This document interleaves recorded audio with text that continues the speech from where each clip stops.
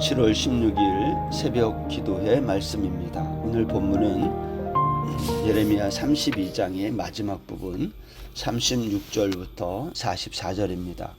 그러나 이스라엘의 하나님 여호와께서 너희가 말하는 바 칼과 기근과 전염병으로 말미암아 바벨론 왕의 손에 넘긴 바 되었다 하는 이 성에 대하여 이와 같이 말씀하시니라.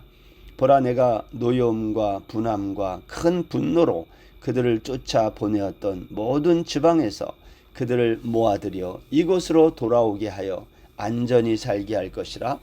그들은 내 백성이 되겠고 나는 그들의 하나님이 될 것이며 내가 그들에게 한 마음과 한 길을 주어 자기들과 자기 후손의 복을 위하여 항상 나를 경외하게 하고 내가 그들에게 복을 주기 위하여 그들을 떠나지 아니하리라 하는 영원한 언약을 그들에게 세우고 나를 경외함을 그들의 마음에 두어 나를 떠나지 않게 하고 내가 기쁨으로 그들에게 복을 주되 분명히 나의 마음과 정성을 다하여 그들을 이 땅에 심으리라. 여호와께서 이와 같이 말씀하시니라. 내가 이 백성에게 이 큰 재앙을 내린 것 같이 허락한 모든 복을 그들에게 내리리라. 너희가 말하기를 황폐하여 사람이나 짐승이 없으며 갈대아인의 손에 넘긴 바 되었다 하는 이 땅에서 사람들이 밭을 사되 베냐민 땅과 예루살렘 사방과 유다 성읍들과 산지의 성읍들과 저지대의 성읍들과 네겝의 성읍들에 있는 밭을 은으로 사고 증서를 기록하여 봉인하고 증인을 세우리니 이는 내가 그들의 포로를 돌아오게 함이니라. 여호와의 말씀이니라. 아멘. 예레미야 32장 말씀은요, 유다의 시드기야 왕 때 유다가 거의 멸망하기 직전에 이제 예루살렘이 바벨론 군대에 의해서 포위당하고 예레미야는 시위대 그 뜰에 갇혔을 때 일어난 하나의 사건을 기록하고 있습니다. 그것은 예레미야에게 아나돗에 있는 밭을 사라는 그 이야기죠. 전쟁이 일어나서 나라가 다 망하게 되는 이 상황에서 적군의 손에 들어간 땅을 산다는 것, 이것처럼 어리석은 일이 없어요. 그러나 예레미야는 그 말씀에 순종하여 땅을 산다는 이야기가 오늘 예레미야 32장의 내용입니다. 여러분, 왜 하나님은 오늘 여기 36절에서도 말한 것처럼 너희가 말하는 바 칼과 기근과 전염병으로 말미암아 바벨론 왕의 손에 넘긴 바 되었다 하는 이 성에 대하여, 무슨 말이에요? 예루살렘 성은 이미 바벨론에게 넘어갔다는 뜻이에요. 근데 그 넘어간 이미 끝나버린 성에 대해서 하나님이 계속 말씀하는 거예요. 무슨 이야기? 내가 너희들을 이렇게 망하게 한 이유가 뭔지 아느냐? 오늘 그 이유를 설명하고 있는 겁니다. 하나님의 심판의 궁극적인 목적이 뭐냐는 거죠. 그것이 오늘 본문에 있어요. 하나님의 심판의 궁극적인 목적은 이스라엘 백성 너희들은 나의 백성이 되고 나는 너희의 하나님이 되는 것이다.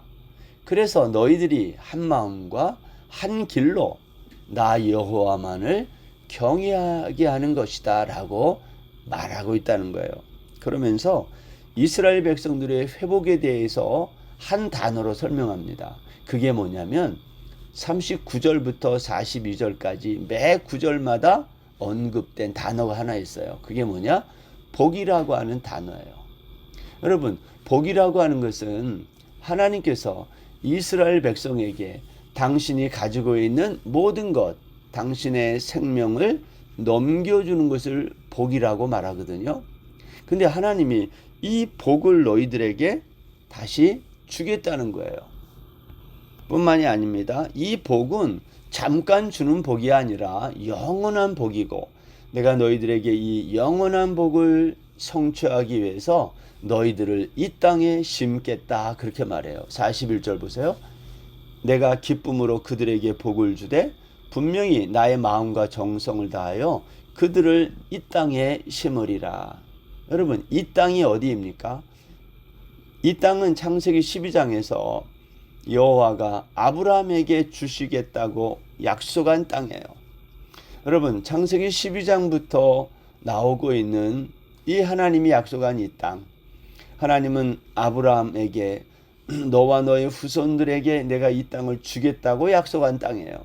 근데 성경의 역사를 보면 아브라함의 후손들, 이스라엘 백성들은요, 이 땅에서 제대로 살아보지 못하고 늘 주변을 돌고 방황하고 하는 것을 우리가 보게 됩니다. 애굽에 내려가서 430년을 머물다가 모세의 인도로 광야에 나와서 40년을 살고, 그리고 이후에 약속한 땅 가나안 땅에 들어와 살게 되지만 다시 바벨론의 포로로 잡혀가 70년을 지내다가 다시 가나안 땅으로 돌아오게 되는 거예요. 그러니까 하나님의 약속은 뭐냐? 내가 너희들에게 주겠다고 한 그 가나안 땅에서 영원히 사는 거예요. 그런데 이스라엘 백성들은 이 약속한 땅에서 제대로 살아보지 못하는 겁니다. 그 이유가 무엇이겠습니까? 그 이유는 우리가 이미 앞에서 설명한 것처럼 이스라엘 백성들이 하나님에게 등을 돌리고 얼굴을 돌리고, 그리고 가증한 것들을 섬기고 인신 제사를 행하고 바알에게 복을 빌고, 그러한 일들, 하나님을 마음에 두지 않고 저들이 한 마음을 갖지 않고 하나님을 떠났던 거. 우리 출애굽기 20장에 보면 십계명 중에 뭐라고 말씀하고 있습니까? 20장 4절에 보면 너를 위하여 새긴 우상을 만들지 말고 절하지 말고 섬기지 말라. 내 하나님 여호와는 질투하는 하나님이다. 나를 미워하는 자의 죄를 갚되 아버지로부터 아들에게 3, 4대까지 이르게 하고, 나를 사랑하고 또 내 계명을 지키는 자에게는 1000대까지 은혜를 베푼다. 그렇게 말씀에도 불구하고 오늘 이스라엘 백성들은 우상을 섬기고 우상을 만들고 그 앞에 절하고 그러한 역사의 기록을 갖고 있는 거예요. 그럼에도 불구하고 하나님이 이 백성을 어떻게 해요? 다시 회복시키는 거예요. 저는 오늘 이 예레미야 32장에 있는 이 말씀과 딱 어울리는 성경 구절이 하나 있다면 시편 30편 5절 말씀을 들고 싶어요. 거기에 보면 이런 말씀이 있어요. 그의 노여움은 잠깐이요 그의 은총은 평생이로다. 저녁에는 울음이 깃들일지라도 아침에는 기쁨이 오리로다 그랬어요. 노염이라는 것은 은총의 다른 얼굴이라는 겁니다. 하나님의 은총을 아는 사람에게는요, 심판을 받아도 그 자체가 은총이라는 거예요. 마치 이런 거죠. 부모가 불순종하는 자녀에게 매를 들 때 부모의 매 자체는 사랑의 행위, 은총이라는 거예요. 여러분, 오늘 본문 37절에 보세요. 보라, 내가 노여움과 분함과 큰 분노로 그들을 쫓아 보내었던 모든 지방에서 그들을 모아들여 이곳으로 돌아오게 하여 안전히 살게 할 것이라. 하나님은 불순종하는 이스라엘을 바벨론이라는 몽둥이로 심판했지만 그 심판 행위 자체는 사랑의 행위였다는 겁니다. 하나님은 이러한 이스라엘을, 이 백성을 떠나지 않겠다 그랬어요. 뭐 하기 위해서? 복을 주기 위해서 내가 너희들을 떠나지 않겠다. 그리고 너희들과 영원한 언약을 세우고 그러기 위해서 너희들을 이 땅에 심겠다고 말씀하고 있는 것입니다. 이사야 선지자는요, 이 내용을 다음과 같이 증언했어요. 이사야 61장 1절에 보면 주 여호와의 영이 내게 내리셨으니 이는 여호와께서 내게 기름을 부으사 가난한 자에게 아름다운 소식을 전하게 하려 하심이라.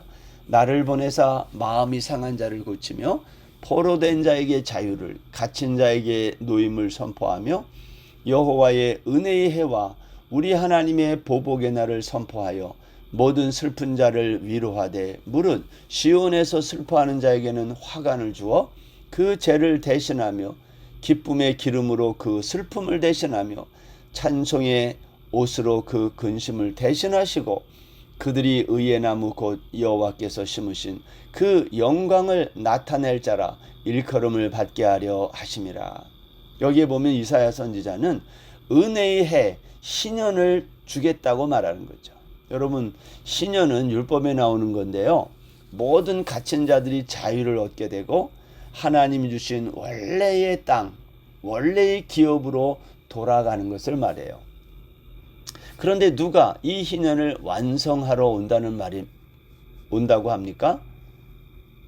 그분은 바로 예수님을 말해요. 그분은 의의 나무로 여호와께서 심으셔서 영광을 나타낼 자, 예수님이셨다라는 겁니다.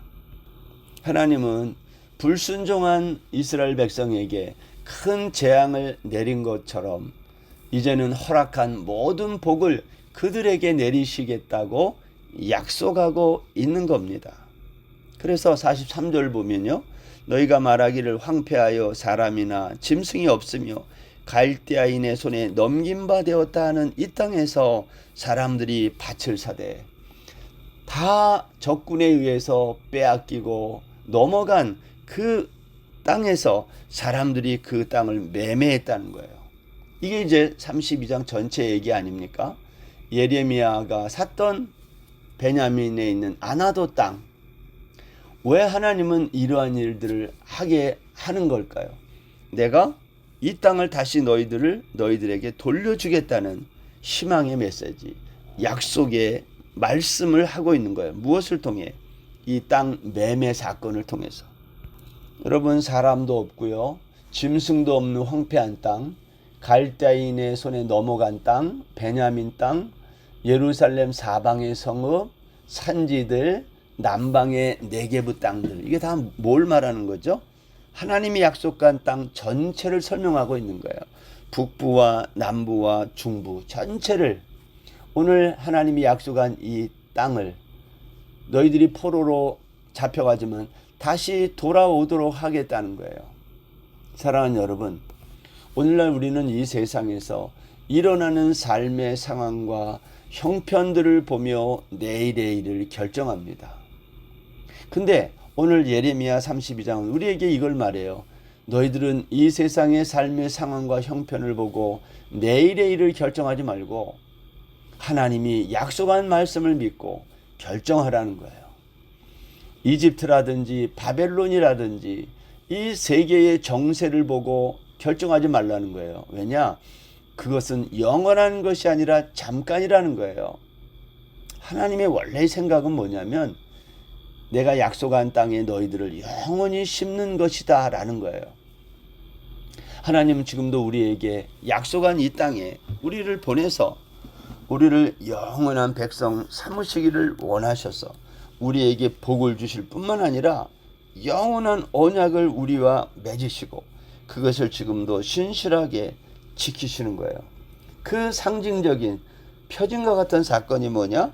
이미 다 적군에게 넘어간 아나도 땅을 사고 이 하나님이 약속한 땅들을 매매하고 또 그 증서를 기록하고 봉인하고 증인도 세우고, 이거 완전한 토지 매매 계약서를 진행하라는 거예요.